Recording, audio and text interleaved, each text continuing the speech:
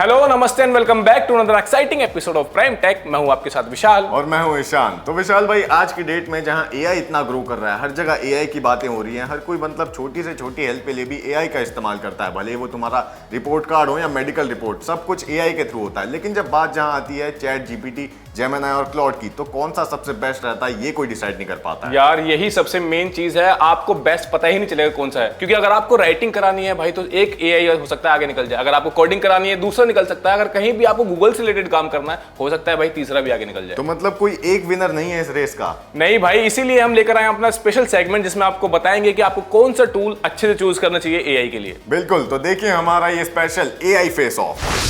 Chat GPT, मुझे बताओ ये मेरी शुगर रिपोर्ट है, क्या ये नॉर्मल है या मुझे डॉक्टर से कंसल्ट करना चाहिए? जेमिनी, मुझे 2000 रुपए के बजट में कोई ऐसा परफ्यूम सजेस्ट करो जो लॉन्ग लास्टिंग हो और प्रीमियम फील दे। क्लॉड, मुझे एक कोडिंग प्रॉब्लम सॉल्व करनी है, क्या आप मेरा कोड चेक करके बता सकते हैं कि गलती कहाँ है? डीपसीक, मुझे एक कॉम्प्लेक्स प्रोग्रामिंग लॉजिक समझना है, क्या आप इसे आसान भाषा में एक्सप्लेन कर सकते हैं? आज के टाइम में ऐसे सवाल पूछना अब आम बात हो गई है, चाहे हेल्थ से जुड़ी जानकारी चाहिए हो, शॉपिंग करनी हो, कोडिंग सीखनी हो या फिर कोई क्रिएटिव आइडिया चाहिए हो, हम हर चीज के लिए एआई की मदद लेने लगे हैं। लेकिन अब सबसे बड़ा सवाल ये है कि आखिर कौन सा एआई मॉडल किस काम में सबसे बेस्ट है? क्या चैट जीपीटी हर काम में नंबर 1 है? क्या जेमिनी गूगल यूजर्स के लिए सबसे अच्छा है? क्या क्लाउड राइटिंग में सबसे आगे है? तो क्या डीपसीक सिर्फ कोडिंग के लिए बना है? आज के प्राइम टेक में हम एआई मॉडल्स का पूरा कंपैरिजन करेंगे।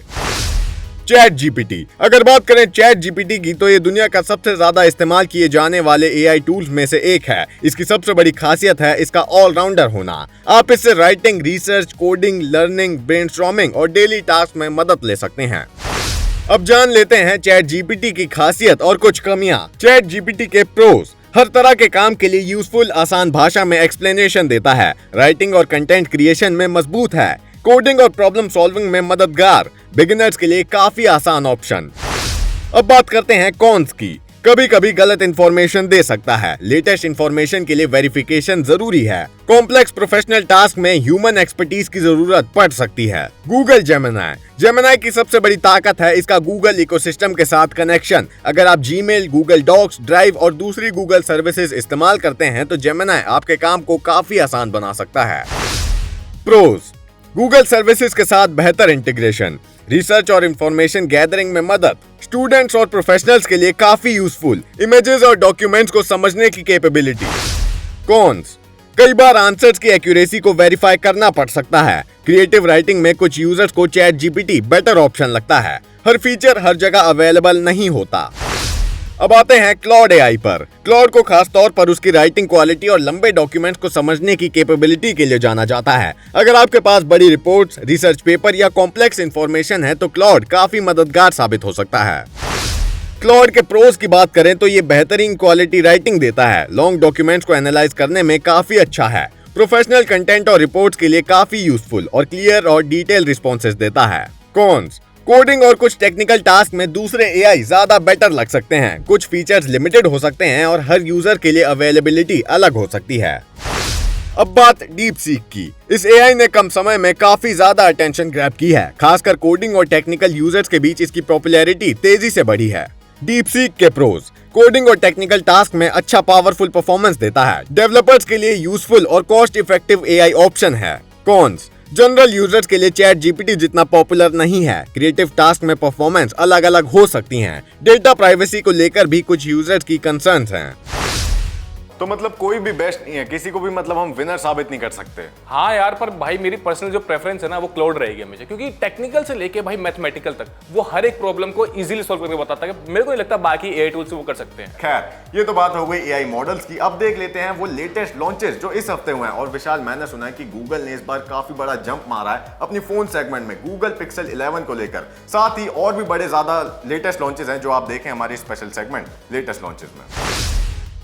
गूगल पिक्सल 11 सीरीज की बात करें तो इसका इंतजार काफी समय से किया जा रहा था। रिपोर्ट्स के मुताबिक गूगल अपनी पिक्सल 11 सीरीज को 12 अगस्त को लॉन्च कर सकता है। लॉन्च से पहले इस सीरीज के कलर वेरिएंट्स ऑनलाइन लीक्स तो हुए हैं। सामने आई जानकारी के अनुसार पिक्सल 11 लाइनअप में नए कलर ऑप्शन देखने को मिल सकते हैं। पिक्सल स्मार्टफोन्स अपनी कैमरा क्वालिटी और एआई फीचर्स के लिए जाने जाते हैं और उम्मीद की जा रही है कि पिक्सल 11 सीरीज में फोटोग्राफी, परफॉर्मेंस और एआई कैपेबिलिटीज को लेकर बड़े अपडेट्स देखने को मिल सकते हैं।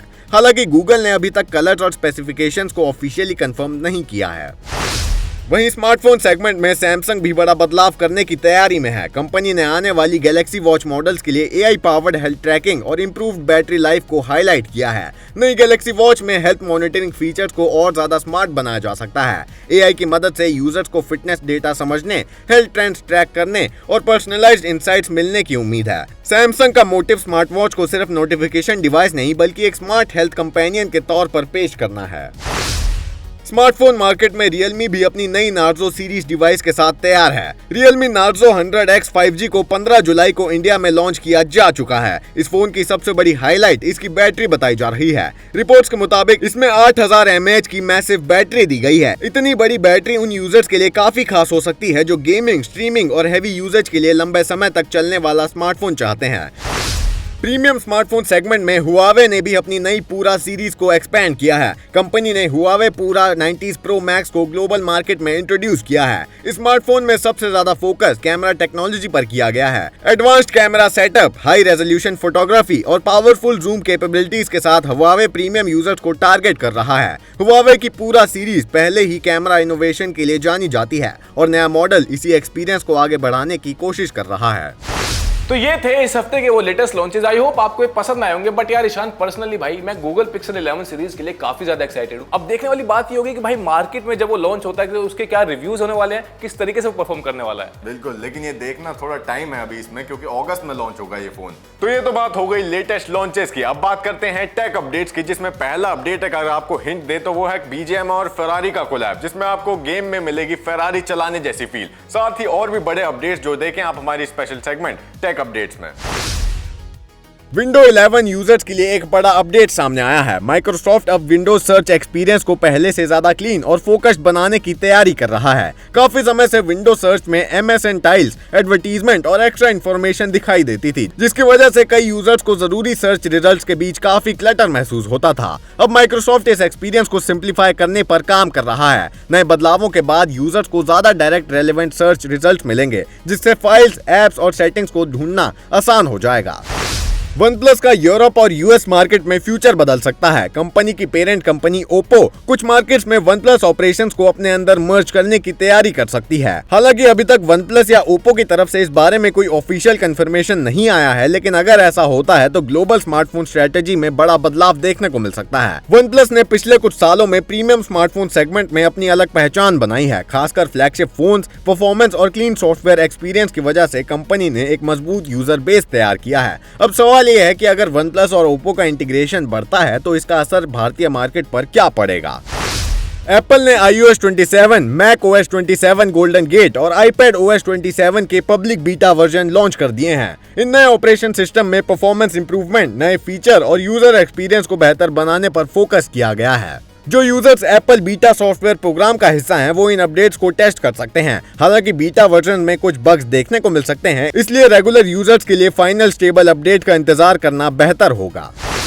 सैमसंग भी एंड्रॉइड 17 इकोसिस्टम को लेकर तैयारियों में जुटा हुआ है। रिपोर्ट्स के मुताबिक सैमसंग का नया UI 9.0 अपडेट एंड्रॉइड 17 पर बेस्ड होगा। इस अपडेट में यूजर्स को बेहतर परफॉर्मेंस, ज्यादा smooth interface, improved battery management और नए AI पावर्ड फीचर्स देखने को मिल सकते हैं। इसके अलावा सैमसंग यूजर्स को बेहतर प्राइवेसी कंट्रोल्स, ज्यादा कस्टमाइजेशन ऑप्शंस, इंप्रूव्ड एनिमेशन और गैलेक्सी डिवाइसेस के बीच बेहतर कनेक्टिविटी जैसे अपग्रेड मिल सकते हैं। वहीं गेमिंग लवर्स के लिए भी एक एक्साइटिंग अपडेट सामने आया है। BGMI ने फेरारी और स्कूड्रिया फेरारी HP के साथ एक खास कोलैबोरेशन का ऐलान किया है। इस पार्टनरशिप के बाद प्लेयर्स को गेम के अंदर Ferrari inspired context, exclusive vehicle, special skins और प्रीमियम गेमिंग एक्सपीरियंस देखने को मिल सकता है। इस कोलैबोरेशन का मोटिव गेमिंग और लग्जरी कार एक्सपीरियंस को एक साथ लाना है। यानी अब BGMI प्लेयर्स को फेरारी की आइकॉनिक रेसिंग थीम और प्रीमियम फील गेम के अंदर देखने को मिल सकती है। तो ये थे कुछ वो लेटेस्ट टेक अपडेट्स। अब बात कर लेते हैं हमारी स्पेशल सेगमेंट, जिसमें हम आपको बताते हैं प्राइस ड्रॉप। बिल्कुल, और इस सेगमेंट में हम आपको बताते हैं कि कौन सा वो गैजेट, कौन सा वो फोन है कि आपको मिलेगा बेस्ट प्राइस, बेस्ट डिस्काउंट के साथ। और इस बार हम जो फोन लेकर आए हैं वो है एप्पल की तरफ से। देखिए हमारी स्पेशल सेगमेंट प्राइस ड्रॉप में। अगर आप काफी टाइम से आईफोन खरीदने का सोच रहे हैं लेकिन ज्यादा कीमत की वजह से रुक गए थे, तो आपके लिए एक अच्छी खबर है। एप्पल के आईफोन एयर पर अब बड़ा प्राइस ड्रॉप देखने को मिल रहा है। जिस फोन की कीमत लॉन्च के समय काफी ज्यादा थी, अब उस पर 20,000 रुपए से ज्यादा का डिस्काउंट मिल रहा है। आईफोन एयर अब करीब 96,990 रुपए की कीमत में अवेलेबल है। ऐसे में जो यूजर्स प्रीमियम आईफोन खरीदना चाहते हैं उनके लिए ये डील काफी खास हो सकती है। फोन की सबसे बड़ी खासियत इसका स्लिम और प्रीमियम डिजाइन है, जो इसे बाकी स्मार्टफोन से अलग बनाता है। इसके अलावा इसमें शानदार ओलेड डिस्प्ले, दमदार परफॉर्मेंस और 48 मेगापिक्सल का कैमरा मिलता है। यानी रोजमर्रा के इस्तेमाल से लेकर फोटो, वीडियो और मल्टीटास्किंग तक ये फोन अच्छा एक्सपीरियंस देने का क्लेम करता है। हेलो हेलो हेलो यार, मैं कॉल करता हूँ अभी। हेलो, आवाज आ रही है यार? ईशान भाई, इस बार भी पता नहीं मेरे फोन में क्या नई आफत आ गई है। नॉर्मल मैंने साइड वाला बटन दबाया और मेरी कॉल डिस्कनेक्ट हो जाती है। पता नहीं क्या भाई, रोज नया कुछ होता रहता है इसमें। नहीं, ये कोई प्रॉब्लम या आफत वाली बात नहीं है, ये बस एक नॉर्मल सी सेटिंग है जो डिफॉल्ट मोड पे आती है किसी भी फोन में। इसमें होता क्या है कि जब भी आप पावर बटन दबाते हो, जो ऑनगोइंग कॉल होती है वो कट जाती है। इसको कैसे ऑफ करना है, ये सेटिंग में कैसे चेंजेस करने हैं, वो हम आपको बताएंगे हमारी सेगमेंट टेक टिप में। अगर आप भी इस प्रॉब्लम से परेशान हैं तो आईफोन में एक सिंपल सेटिंग इसे ठीक कर सकती है। इसके लिए आपको जाना होगा सेटिंग्स, एक्सेसिबिलिटी और फिर टच, और यहाँ मौजूद prevent lock to end call option को एनेबल कर देना होगा। इसके बाद साइड बटन दबने पर भी ऑनगोइंग कॉल बंद नहीं होगी। वहीं एंड्रॉइड यूजर्स भी इस परेशानी से बचने के लिए अपने फोन की कॉल सेटिंग या एक्सेसिबिलिटी सेटिंग में जाकर पावर बटन से कॉल एंड करने वाले ऑप्शन को चेक कर सकते हैं। अलग अलग ब्रांड्स में इसका नाम थोड़ा अलग हो सकता है। आई होप आपको ये टेक टिप जरूर पसंद आई होगी। मिलते हैं प्राइम टेक के नेक्स्ट एपिसोड में। तब तक के लिए कोई भी क्वेरी हो टेक्निकल चीज से या फिर हमारे शो से रिलेटेड, आप ड्रॉप कीजिए कमेंट सेक्शन में, हम उसे एड्रेस करेंगे नेक्स्ट एपिसोड में। तब तक के लिए गुड बाय।